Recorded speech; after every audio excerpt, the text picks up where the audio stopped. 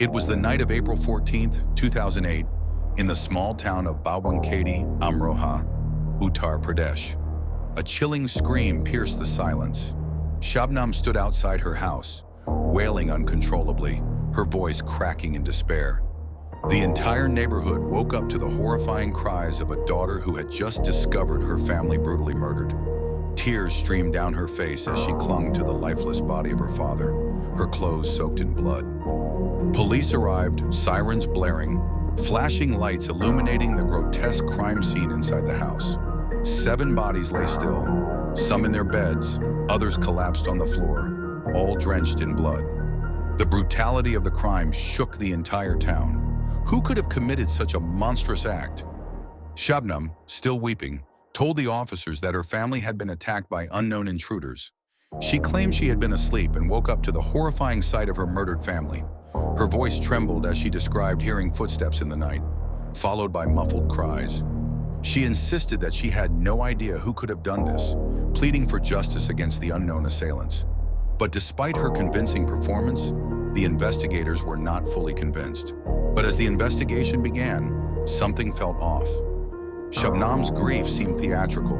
The police noticed inconsistencies in her statements. And then, under intense questioning, her mask crumbled. "I did it," she finally whispered, her voice barely audible. The confession stunned even the most hardened officers. She had orchestrated the entire massacre alongside her lover, Saleem. The motive? A forbidden love, a family that stood in their way, and an unspeakable hunger to be together at any cost. The plan was methodical. On the evening of April 14th, 2008, Shabnam laced glasses of milk with a potent dose of sleeping pills, ensuring her family would be too weak to resist. As the drug took effect, Saleem entered the house, an axe gripped in his hands.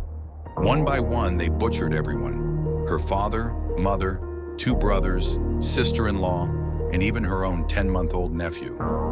The scene was nightmarish. The axe came down mercilessly, silencing every possible witness. The innocent baby, too young to even understand danger, was strangled to death by his own aunt's hands. By dawn, the act was complete. The couple carefully staged the house to make it look like an outsider's attack. Shabnam rehearsed her grief, her tears ready as the sun rose. But justice was swift. Evidence mounted: phone records, Saleem's fingerprints, inconsistencies in Shabnam's alibi. The court found them guilty, sentencing them both to death. Shabnam became the first woman in independent India to face the gallows. For years, Shabnam remained on death row, lodged in Uttar Pradesh's Mathura jail. She filed multiple mercy petitions, hoping for a reprieve. In 2021, her plea for clemency was rejected by the governor of Uttar Pradesh.